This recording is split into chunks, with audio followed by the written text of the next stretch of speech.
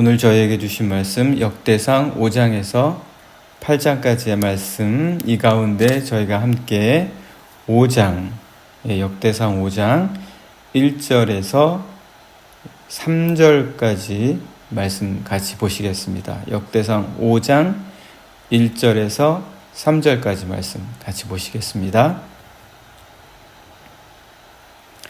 이스라엘의 장자 르우벤의 아들들은 이러하니라. 르우벤은 장자라도 그의 아버지의 침상을 더럽혔으므로 장자의 명분이 이스라엘의 아들 요셉의 자손에게로 돌아가서 족보에 장자의 명분대로 기록되지 못하였느니라. 유다는 형제보다 뛰어나고 주권자가 유다에게서 났으나 장자의 명분은 요셉에게 있으니라. 이스라엘의 장자 르우벤의 아들들은 하녹과 발루와 헤스론과 갈미요. 아멘. 네, 오늘 이렇게 저희가 역대상 5장 1절에서 3절까지 말씀 같이 보셨습니다. 역대상은 어떻게 보면 내용이 이 열왕기서의 말씀들하고 겹칩니다. 비슷합니다. 약 550년 이 어간의 이스라엘의 역사, 이스라엘이 세워지고 그리고 포로로 사로잡혀 가기까지의 모든 역사, 500에서 550년간의 역사를 똑같이 다루고 있기 때문에 열왕기서나 역대기서의 말씀은 내용이 겹치고 그리고 비슷할 수밖에 없죠. 그럼에도 불구하고 내용이 분명한 차이가 있습니다. 우리가 이 말씀들을 읽어 나갈 때, 또 통독해 나갈 때 그 차이를 발견할 수가 있습니다. 같지만 다르다. 여러분, 우리 인생도요, 우리 삶도 보면은 차이가 없는 것 같아요. 차이가 없는 것 같은데 모두가 다 인간들의 삶인 것 같아요. 인간이 다 다스리고 인간이 주인이 되고 그리고 인간에 의한 역사 같아요. 그러나 우리가 그 삶을 자세히 들여다보고 묵상해보면 다르다는 걸 알게 됩니다. 이게 다 인간이 저마다 인간이 주인이 돼서 그 시대마다 인간이 중심이 된 것 같지만 이게 인간이 주인이 아니구나. 인간이 뜻하는 대로 되는 것 같지만 결코 그렇지 않구나. 멀리 볼 필요도 없죠. 우리가 우리 자신의 삶을 봐도 다 우리 뜻대로 되지 우리 뜻대로 안 되는 게 어디가 있겠습니까? 다 우리가 하고 싶은 대로 하는 거지 우리가 하고 싶지 않은 대로 되는 게 어디 있겠습니까? 이렇게 생각할 수도 있지만 그러나 다 우리 뜻대로 되는 게 아니고 또 우리가 원하는 것만 되는 것도 아니다라는 걸 알 수가 있지 않습니까? 그런 것처럼 이 역대기서와 열왕기서에도 차이가 있는데 열왕기서에서의 말씀은 왕들이 중심입니다. 왕들이 중심이 되어서 그 이스라엘이라는 나라를 어떻게 그 기름 부음 받은 자들이 이어 나가는가, 그리고 그 왕들의 혈통 속에서 어떻게 메시아의 씨앗이 끊기지 않고 내려올 수 있었고, 그리고 이 메시아, 오실 메시아는 과연 어떤 혈통에서 비롯되었는가, 이런 말씀들 우리가 열왕기에서 볼 수가 있습니다. 그런데 역대기서의 말씀은 성전이 중심입니다. 역대기서의 말씀은 이 성전을 중심으로 왕들이 어떻게 쓰임을 받았고 이스라엘 민족이 어떻게 쓰임을 받았는가, 모세에 의해서 하늘 장막의 형상을 시내산에서 보고 그리고 그대로 그것을 광야에서 세워왔던 이스라엘 민족이 하나님께서 약속하신 가나안 땅에 들어가서 그것을 세우기 위해서 어떻게 이들이 쓰임을 받았고 어떤 왕들이 성전을 세우고 또 지켜왔으며 어떨 때 약해졌고 어떨 때 이 성전의 예배가 지켜지지 못했는가. 그래서 역대기서의 마지막도 그 끝이 포로로 사로잡혀간 이스라엘 백성들이 이스라엘의 백성들이 바사의 왕에 의해서 너희가 이제는 고국으로 돌아가서 성전을 재건하라 라는 말씀으로 마무리가 됩니다.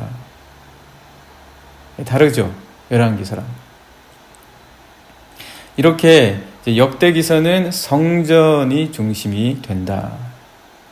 그리고 우리 삶도요, 어떻게 성전이 중심이 되는가, 어떻게 하나님의 공동체, 그리고 내가 어떻게 하나님의 나라의 사람으로 살아가는가, 이렇게 중심으로 살아갈 수 있냐는 거예요. 물론 우리가 세상 중심으로 살아갈 수도 있습니다. 가족 중심으로 살아갈 수도 있어요. 직장 중심으로 살아갈 수도 있습니다. 그러면서도 우리가 무엇을 근거로 무엇에 뿌리를 두고 살아가야 하겠냐는 거예요. 우리가 세상에 살고 있으니까 어쩔 수 없이 가족이 중심이 돼야 되고 또 직장이 중심이 돼야 되고 그리고 이 세상 사회 공동체 국가 안에서 중심을 두고 살아갈 수밖에 없죠. 그러나 그러면서도 어떻게 내가 하나님 나라의 사람으로 살아가느냐, 이거는 매우 중요한 질문이다. 왜? 하나님이 주인이시기 때문에 그렇습니다.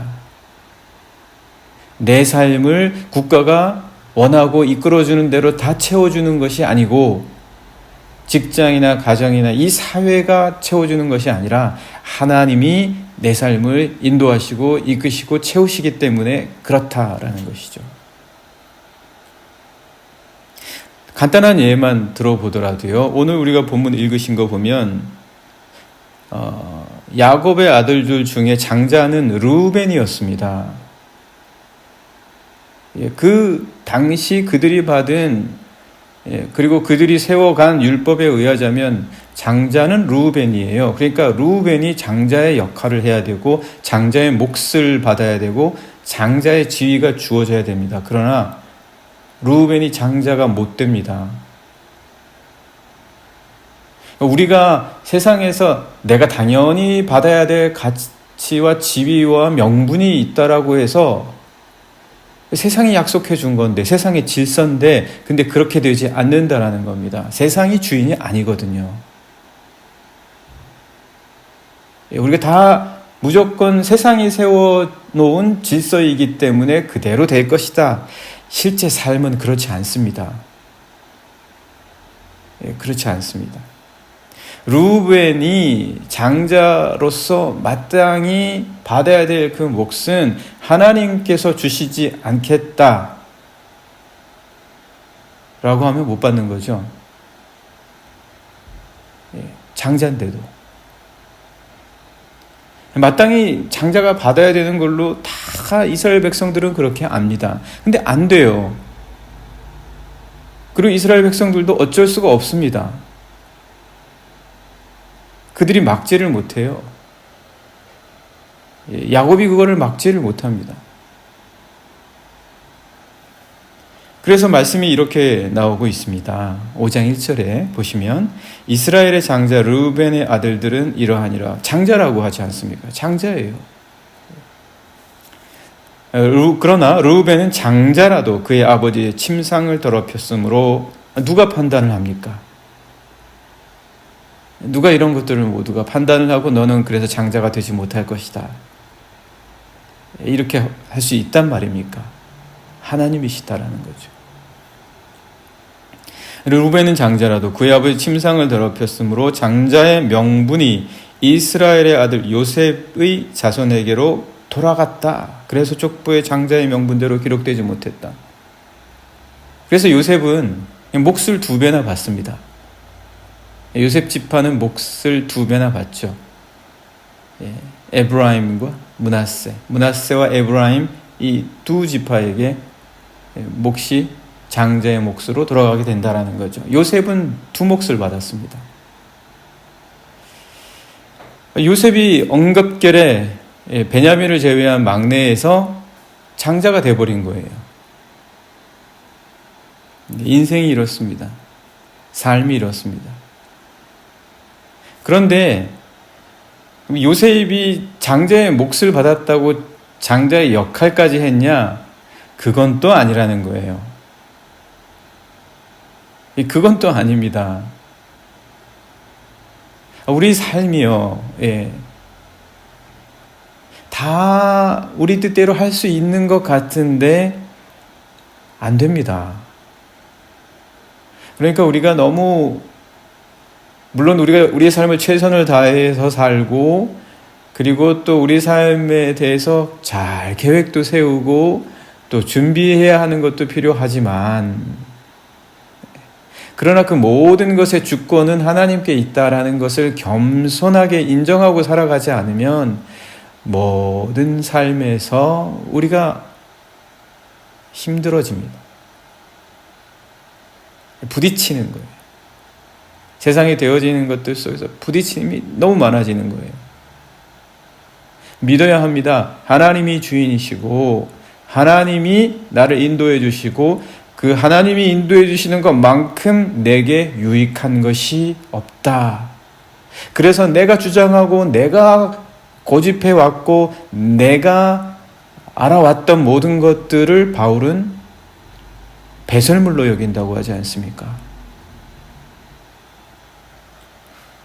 그래서 이 요셉은 몫을 받았지만 그러나 그럼에도 불구하고 장자의 역할을 하지 못한다. 사실 이 역대기서의 말씀은요, 1장에서부터 보면은 족보가 나오는데 족보가 아담으로부터 시작해요. 아브라함부터가 아니라 아담으로부터 시작합니다. 도대체 우리의 뿌리가 어디냐?